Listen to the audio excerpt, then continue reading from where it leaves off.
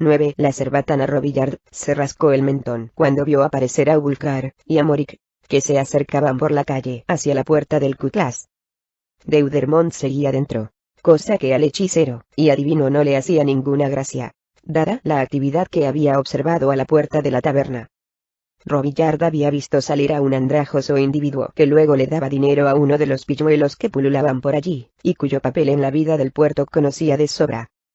Ese mismo individuo, un tipo verdaderamente curioso, había vuelto a salir de la taberna y desaparecido en las sombras.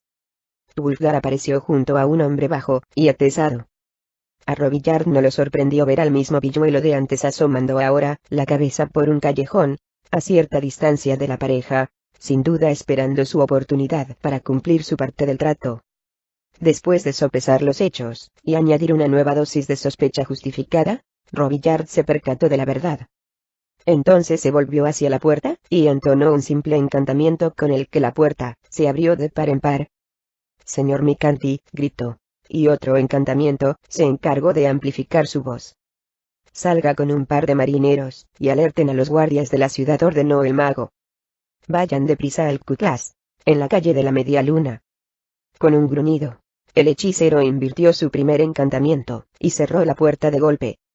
Entonces escrutó de nuevo las imágenes que se veían en la bola de cristal, con los ojos fijos en la puerta de la taberna.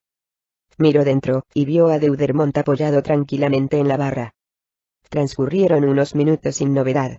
Robillard atisbó un momento fuera, y vio a Wulfgar y a su amigo, acechando en las sombras, como si esperaran algo. Mientras el mágico ojo del hechicero entraba y salía de la taberna, Deudermont se dispuso a salir. «Deprisa, Micanti», murmuró Robillard para sí, pero sabía que pese a que los guardias estaban bien entrenados, no era probable que llegaran a tiempo para intervenir. El mago diseñó rápidamente un plan de acción. Abriría una puerta dimensional que le conduciría al otro extremo de los muelles, y una segunda al callejón que daba al Cutlass. Echó un último vistazo a la bola, y vio a Deudermont que salía, y a Wulfgar y a su amigo que lo abordaban. Robillard cortó su conexión mental con la bola, y creó la primera puerta dimensional. El tuerto y Teanicnic espiaban agachados en la azotea. El semicuyan se llevó la cerbatana a los labios cuando Deudermont salió de la taberna. Todavía no le dijo el tuerto al tiempo que cogía la cerbatana y la bajaba.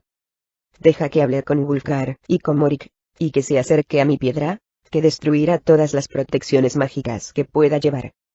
Y que otros los vean juntos antes que Deudermont se desplome». El malvado pirata se lamió los labios con fruición. «Para ellos el castigo, y para nosotros la recompensa». Wulfgar lo saludó el capitán Deudermont cuando el bárbaro y su compañero surgieron de las sombras, y se acercaron a él resueltamente.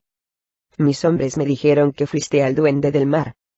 «No fue por mi deseo», masculló Wulfgar, que recibió un ligero codazo de Morik. «Dijiste que querías recuperar tu martillo», le recordó el ladronzuelo en un susurro. Pero lo que Morik estaba pensando realmente era que aquella era una oportunidad perfecta para averiguar más cosas de Deudermont, sobre las protecciones que llevaba, y, lo más importante, sobre sus debilidades. El pilluelo había dado con el bárbaro y el rufián en los muelles, les había entregado la bolsita con su extraño contenido, y les había explicado que el capitán Deudermont deseaba reunirse con ellos en la puerta del Cutlass en la calle de la Media Luna. Morik intentó convencer una vez más a Wulfgar de que tenía mucho que ganar, pero tan pronto como el bárbaro frunció el entrecejo, lo que no auguraba nada nuevo, el rufián se echó atrás. Si Wulfgar no quería participar, Morik ya encontraría la manera de acabar él solo con Deudermont. Por supuesto, no tenía nada contra el capitán, y él no era un asesino profesional, pero la recompensa era demasiado tentadora. Wulfgar no protestaría cuando viviera en medio de lujos, en los aposentos más elegantes, degustando exquisitas viandas, con la mejor bebida y las mejores prostitutas. El bárbaro asintió, y se acercó a Deudermont, aunque no aceptó la mano que el hombre le tendía. «¿Qué sabes?», le preguntó. «Solo que fuiste a los muelles y viste a William Micanti», respondió Deudermont. «Supuse que querías hablar conmigo». «Solo quiero que me des información sobre Aegisfan», dijo el bárbaro en tono áspero. «¿Tu martillo?», inquirió Deudermont, y miró curiosidad a Wulfgar, como si solo entonces se diera cuenta de que el bárbaro no llevaba el arma. El niño nos dijo que tenías información, explicó Morik. ¿Qué niño?, preguntó el capitán, confundido. El niño que me dio esto, respondió Morik, mostrándole la bolsa. Deudermont hizo ademán de cogerla, pero se detuvo cuando Robillard apareció de pronto a su lado procedente del callejón. ¡Quieto!, gritó el mago. Deudermont sintió un pinchazo en un lado del cuello, e instintivamente se llevó la mano hacia allí, pero antes de que sus dedos se cerraran alrededor de la zarpa de gato, se hundió en una profunda oscuridad, y sus rodillas cedieron. Wulfgar se abalanzó hacia él para cogerlo. Robillard gritó, extendió una varita, e hizo estallar en el pecho del bárbaro un gran globo de sustancia viscosa y pegajosa que lo lanzó hacia atrás, y lo pegó al cutlass. Morik se dio la vuelta, y echó a correr. «Capitán. Capitán», gritó Robillard, y disparó otro globo a Morik, pero el ágil rufián era demasiado rápido, y logró esquivarlo. Luego, se internó en un callejón, pero tuvo que dar inmediatamente media vuelta, porque hacia él se dirigían un par de guardias de la ciudad, blandiendo antorchas encendidas y relucientes espadas. El rufián no perdió la cabeza, y arrojó la bolsa que el niño le había dado a un rincón del callejón antes de darse la vuelta. El caos se adueñó de la calle de la Media Luna cuando guardias y marineros del Duende del Mar salieron de todas partes. Wulfgar, pegado al muro del cutlass, luchaba desesperadamente por respirar. Su mente regresó a la oscuridad del abismo, y a los muchos trucos de magia similares que Ertu había utilizado con él para inmovilizarlo y dejarlo a merced de sus diabólicos secuaces. Ese recuerdo lo enfureció, y la furia le infundió fuerza. El desesperado bárbaro recuperó la serenidad, y tiró con todas sus fuerzas, de modo que arrancó algunas tablas de la pared del edificio. Robillard, aullando de frustración y temor, se arrodilló junto a Deudermont, que apenas respiraba, y lanzó otro globo que pegó de nuevo al bárbaro contra la pared. «Lo han matado», gritó el hechicero a los guardias. «Atrapada esa rata miserable». «Vamos», dijo Teanicnic tan pronto como las piernas de Deudermont se combaron. «Tira otra», pidió el tuerto, pero el semicullan meneó la cabeza. «Una suficiente». «Vamos». Se disponían a marcharse cuando los guardias ocuparon la calle de la Media Luna y todas las demás vías de la zona. El tuerto empujó a su amigo a las sombras, junto a la buhardilla del edificio, donde se deshicieron de la cerbatana y del veneno. Entonces, avanzaron hasta otra buhardilla, y se sentaron con las espaldas pegadas al muro. El tuerto sacó una botella, y ambos empezaron a beber, fingiendo que eran dos borrachos felices y ajenos a todo. Pocos minutos más tarde 3 guardias aparecieron por el borde del tejado, y se acercaron. Después de realizar una somera inspección, sonó un grito desde abajo que decía que uno de los asesinos había sido capturado, y que el otro se había escapado, y los guardias se volvieron, contrariados. Morik giraba, y se precipitaba hacia una dirección, y luego en otra, pero el cerco se cerraba a su alrededor. Finalmente encontró una sombra en un rincón de un edificio, y pensó que podría esconderse hasta que sus perseguidores se marcharan, pero entonces empezó a brillar con luz mágica. «Magos», masculló el rufián. Odió a los magos. Salió disparado hacia otro edificio, y empezó a trepar, pero alguien lo agarró por las piernas, y tiró de él hacia abajo. Luego, fue golpeado y pateado hasta que dejó de retorcerse. «Yo no he hecho nada», protestó escupiendo sangre con cada palabra, mientras tiraban de él bruscamente para ponerlo de pie. «Cierra la boca», le gritó un guardia, que le golpeó la tripa con la empuñadura de su espada. Y el rufián se dobló sobre sí mismo por el dolor. Luego, lo llevaron medio caminando medio arrastrándolo hasta Robillard, que se afanaba sobre Deudermont. «Deprisa», un sanador ordenó el hechicero, y un guardia y 2 marineros se apresuraron a cumplir la orden. «¿Qué veneno?», preguntó el mago a Morik. Morik se encogió de hombros, como si no entendiera. «La bolsa», dijo Robillard. «¿Tenías una bolsa?»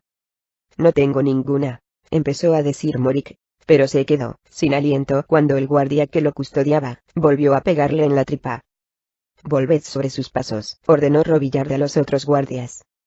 «Llevaba una bolsita y quiero que la encontréis».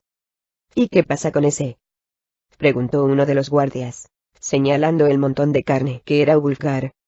Estoy seguro de que no puede respirar debajo de eso. Pues quitádselo de la cara, siseó Robillard. Su muerte debe ser mucho más terrible. Capitán, gritó William Micanty al ver a Deudermont. El marinero corrió a arrodillarse, junto a su capitán caído. Robillard le puso una mano sobre el hombro, para consolarlo y fulminó a Moric con la mirada. Soy inocente, declaró el ladronzuelo. Pero ni siquiera había acabado de decirlo cuando en el callejón resonó un grito. Un instante después, un soldado salió portando en la mano la bolsa. Robillard la abrió, sacó primero la piedra y sospechó de qué podría tratarse. Después de todo, había vivido en los tiempos de conflicto, y lo sabía todo acerca de las regiones en las que la magia estaba muerta, y también que las piedras tomadas de esos lugares disipaban cualquier magia que las rodeara. Si su suposición era cierta, explicaría cómo Moric y Wulfgar habían logrado atravesar tan fácilmente las protecciones mágicas del capitán. Seguidamente Robillard sacó de la bolsa una zarpa de gato, hizo que Moric y todos los demás se fijaran en el cuello de Deudermont, y les mostró otra zarpa similar, que había extraído de la herida del capitán. Vaya, vaya, dijo el mago secamente, y enarcando las cejas. Odio a los magos más, cuyo Moric. Wulfgar farfulló algo, y todos se volvieron a mirarlo. El bárbaro estaba escupiendo trozos de la pegajosa sustancia. Inmediatamente lanzó tales rugidos de rabia, y empezó a debatirse, con tal ferocidad que todo el Cutlass tembló. Entonces, Robillard se percató de que Arumgartek y otros hombres habían salido de la taberna, y contemplaban incrédulamente la escena que se ofrecía ante sus ojos. El tabernero se aproximó a Wulfgar, y meneó la cabeza. ¿Qué has hecho?, preguntó. Nada bueno, como de costumbre, comentó Josip Butles. Robillard fue hacia ellos, y preguntó a Arun. ¿Conoce a este hombre? Con un movimiento de cabeza señaló a Wulfgar. Trabajó para mí desde que llegó a la ciudad. En primavera, explicó Arun. ¿Hasta? El tabernero vaciló, clavó de nuevo la mirada en el bárbaro, y meneó la cabeza. ¿Hasta? Urgió Robillard. Hasta que se enfureció demasiado con todo el mundo. Josip Butles metió basa de buen grado. Será llamado para testificar contra él ante los magistrados, le explicó Robillard. Ambos lo serán. Arun asintió dubitativamente, pero Josi cabeceó con entusiasmo. Quizá con excesivo entusiasmo, le pareció a Robillard, pero en su fuero interno estaba agradecido a aquel miserable infeliz. Al poco, llegó corriendo toda una hueste de clérigos.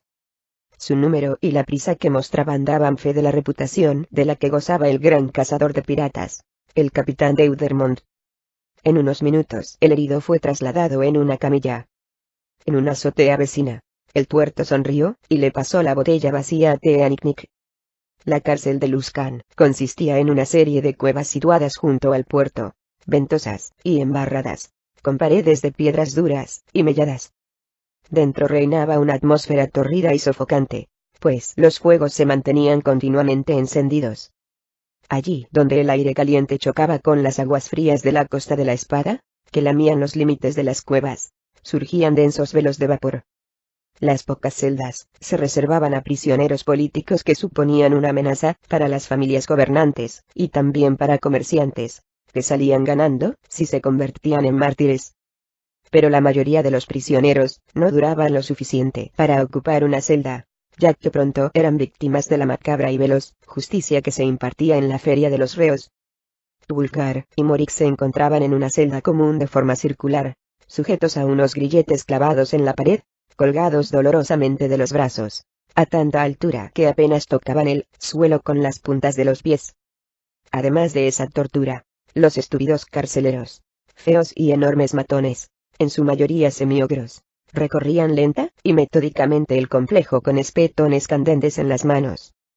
Esto es un terrible error, ¿sabes?, se quejó Moric al carcelero que se acercaba a él y a Wulfgar. El enorme bruto soltó una risita que recordó el sonido de las piedras al rozarse, y, con aire despreocupado, pinchó a Moric en la barriga con el extremo candente del espetón.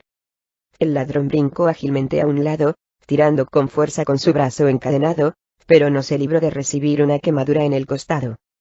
El ogro siguió caminando tranquilamente, se acercó a Wulfgar, y se rió entre dientes. ¿Y qué dices tú?, preguntó el bruto, lanzando su fétido aliento en el rostro del bárbaro. Tú tampoco has hecho nada para estar aquí, ¿verdad? Wulfgar, con el rostro inexpresivo, siguió con la vista fija al frente. Apenas hizo un gesto de dolor cuando el corpulento ogro lo golpeó en la barriga, ni cuando el terrible espetón le pinchó en la axila y le chamuscó la piel. Este es duro, comentó el carcelero, y volvió a reír. Mejor. Será más divertido. Entonces alzó el espetón al nivel del rostro de Wulfgar, y empezó a moverlo lentamente hacia uno de sus ojos. Ya verás cómo gritas, dijo. Pero si todavía no nos han juzgado, protestó Morik. ¿Y crees que eso importa? Replicó el carcelero, que hizo una pausa para dirigir a Morik una sonrisa que puso al descubierto sus dientes. Todos sois culpables, porque así es más divertido, aunque no sea cierto. A Wulfgar le pareció que las palabras del carcelero encerraban una profunda verdad. Así era la justicia. Entonces miró al carcelero, como si advirtiera por primera vez la presencia de la horrenda criatura, y dándose cuenta de que poseía una sabiduría simple, fruto de la observación. De boca de los idiotas se oye la verdad, pensó. El espetón se acercó más, pero Wulfgar lanzó al carcelero una mirada imperturbable e inquietante, nacida de su absoluta confianza en que aquel hombre, en que todos aquellos estúpidos mortales, no podrían hacerle nada semejante a las torturas que había sufrido en las garras de Errtu. Al parecer, el carcelero entendió el mensaje, o uno similar, porque vaciló, e incluso retiró el espetón para ver más claramente la firme expresión de Wulfgar. ¿Crees que puedes aguantarlo?, preguntó el brutal torturador al bárbaro. ¿Crees que podrás seguir con esa cara cuando te clave el urgón en los ojos? Dicho esto, volvió a acercar el espetón. Wulfgar soltó un gruñido que le nacía de muy adentro, un sonido animal, primario, que hizo que las palabras de protesta que Morik iba a pronunciar murieran en su boca. Era un gruñido que nacía de su tormento en las cimas del abismo. El bárbaro hinchó poderosamente el pecho, hizo acopio de todas sus fuerzas, y propulsó hacia adelante un hombro, con tal ferocidad y rapidez, que arrancó violentamente el grillete del muro, y lanzó hacia atrás al atónito carcelero. «Te mataré por esto», gritó el semiogro, y se precipitó hacia Wulfgar blandiendo el espetón. El bárbaro lo esperaba.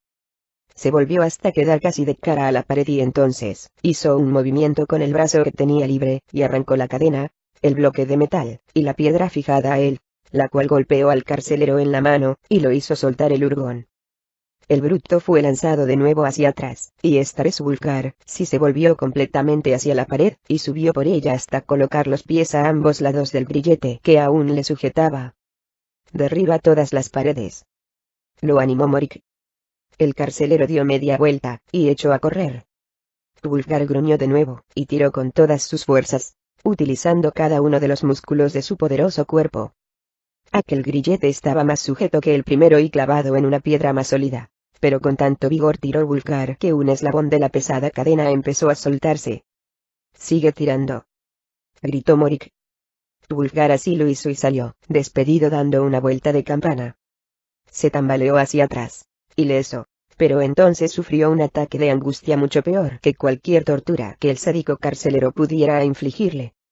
En su mente ya no estaba en las mazmorras de Luskan, sino de nuevo en el abismo, y aunque ningún grillete lo sujetaba, sabía que no había escape posible, que nunca podría vencer a sus captores, porque eran demasiado poderosos. ¿Cuántas veces le había jugado Errtu esa misma mala pasada? Le hacía creer que estaba libre solo para engañarlo y arrastrarlo de nuevo a las hediondas inmundicias, o le daba una paliza y después lo curaba para seguir pegándole. «Wulfgar», imploró Morik repetidamente, y tirando de sus grilletes, aunque sin ningún resultado. «Wulfgar». Pero el bárbaro no podía oírlo, ni verlo, pues estaba perdido en el brumoso torbellino de sus propios pensamientos. Wulfgar se acurrucó en el suelo, temblando como si fuera un bebé, y entonces regresó el carcelero acompañado por una docena de camaradas. Poco rato después, un vapuleado Wulfgar colgaba otra vez de la pared, esta vez sujeto con grilletes pensados para contener a un gigante, cadenas gruesas y sólidas que lo mantenían suspendido a varios metros del suelo, y con los brazos extendidos a los lados. Como medida de precaución, los carceleros colocaron detrás del bárbaro un bloque de afilados pinchos, de modo que si volvía a tirar con fuerza, lo único que conseguiría sería lesionarse. Lo habían separado de Morik y trasladado a otra celda, solo con sus recuerdos del abismo, sin ningún lugar donde ocultarse ni botella en la que ahogar sus penas. Debería funcionar, rezongó la anciana. Son las hierbas adecuadas para contrarrestar el veneno. Había 3 clérigos en la habitación. Uno murmuraba plegarias, otro iba de un lado al otro del capitán Deudermont, intentando percibir su respiración, un latido del corazón no el pulso, y el tercero, se pasaba continuamente la mano por su cabello cortado casi al rape. Pero no funciona, objetó Robillard, y miró a los clérigos en busca de ayuda. No lo entiendo, dijo Camerbune, el clérigo de mayor rango de los 3. Ni nuestros hechizos ni el antídoto pueden contra este veneno. Teniendo una muestra del veneno, debería funcionar, dijo la anciana. Si realmente es el auténtico veneno, apuntó Robillard. Tú mismo se lo quitaste al más pequeño, a ese tal Morik, dijo Camerbune. Eso no significa necesariamente que, replicó Robillard, pero no acabó la frase. Por las expresiones en los rostros de sus 4 compañeros, supo que pensaban lo mismo que él. ¿Qué hacemos ahora?, preguntó el mago. Yo no puedo prometer nada, protestó la anciana, al tiempo que levantaba patéticamente las manos. Sin una muestra del veneno, mis hierbas no sirven. La mujer de las hierbas se retiró a un rincón de la habitación, donde se había dispuesto una pequeña mesa para que pudiera preparar sus mezclas, y empezó a manipular diferentes frasquitos, tarros y botellas. Robillard miró a Camerbune, y el clérigo lo miró a su vez con la derrota reflejada en los ojos. Los clérigos habían trabajado infatigablemente durante todo el día que Deudermont estuvo bajo sus cuidados formulando hechizos que deberían haber neutralizado el maligno veneno que corría por sus venas, pero solo habían logrado que el veneno se extendiera más lentamente y aliviar un poco al capitán. Deudermont pudo respirar mejor, y la fiebre le bajó un poco, aunque no había abierto los ojos desde el ataque. Poco después, la respiración de Deudermont volvió a ser quejumbrosa, y empezó a sangrar otra vez por las encías y los ojos. Robillard no era un sanador, pero tenía la suficiente experiencia con la muerte para saber que si no hacían algo pronto, su querido capitán Deudermont moriría. Un veneno maligno, comentó Camerbune. Es algo vegetal, sin duda, dijo Robillard. No es ni malo ni maligno. Solo es lo que es. Pero Camerbune sacudió la cabeza. Estoy seguro de que tiene algo mágico, mi buen hechicero, declaró el clérigo. Nuestros encantamientos hubieran neutralizado cualquier veneno natural. No, este ha sido especialmente preparado por un experto, y con ayuda de magia negra.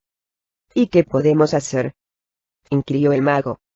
Podemos seguir lanzando al capitán nuestros conjuros y aliviándolo lo más posible, y esperar a que el veneno salga solo de su cuerpo, explicó Camerbune. O podemos esperar a que la vieja Gretchen encuentre la mezcla de hierbas adecuada. Sería más fácil si tuviera una muestra del veneno, se quejó la anciana Gretchen. Y podemos rezar, acabó Camerbune. El descreído Robillard frunció el entrecejo. Él era un hombre que creía en la lógica, no confiaba en los rezos. Iré a ver a Morik el rufián para averiguar más sobre el veneno, anunció Robillard con un gruñido. Ya lo han torturado, dijo Camerbune. Dudo que sepa nada. Seguro que solo es algo que compró en la calle. Torturado, replicó Robillard con escepticismo. Con la empulgara, con el potro. Eso no es torturar, solo es un juego sádico, y nada más. El arte de la tortura es mucho más exquisito cuando se recurre a la magia. El hechicero se dirigió a la puerta, pero Camerbune lo detuvo. Morik no sabe nada, repitió y clavó una imperturbable mirada en los ojerosos ojos del ultrajado mago. Quédate con nosotros. Quédate con tu capitán. Es posible que no pase de esta noche, y, si llega a despertarse antes de morir, sería mejor que viese a un amigo a su lado. Robillard no pudo objetar nada a las razones del clérigo, por lo que lanzó un suspiro, y se dejó caer en su silla. Poco después, un guardia de la ciudad, enviado por los magistrados, llamó a la puerta, y entró. Comunica a Herenboch y al viejo Harkeld que el cargo en contra de Wulfgar y Morik será probablemente de asesinato, le informó Camerbune tranquilamente. Robillard oyó al clérigo y el alma se le cayó a los pies. En realidad, poco importaba cuál era el cargo contra Wulfgar y Morik, si asesinato o intento de asesinato, ya que, de todos modos, serían ejecutados. Claro que si se trataba de asesinato, el proceso sería mucho más largo, para regocijo de la muchedumbre que se congregaría en la feria de los reos.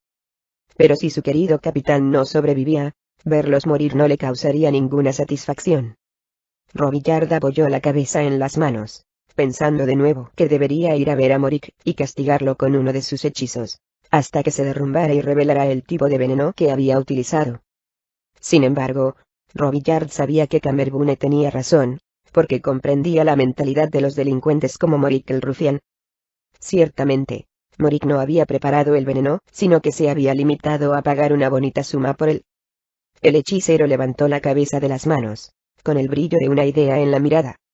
Recordaba a los dos hombres que habían entrado en el Cutlass antes de que Wulfgar y Morik llegaran, un marinero de aspecto siniestro, y su curioso compañero cubierto de tatuajes. El primero había salido, y había hablado con el niño que después trajo a Wulfgar y Morik.